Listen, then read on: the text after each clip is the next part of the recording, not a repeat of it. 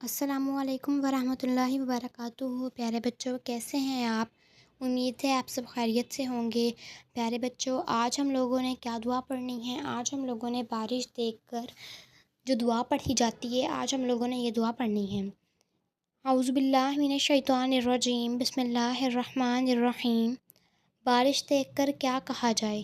یعنی جس وقت بارش ہو رہی ہوگی اس وقت ہم یہ دعا پڑھیں گے: اللہم طیبا نافعا، اللہم طیبا نافعا، اللہم طیبا نافعا۔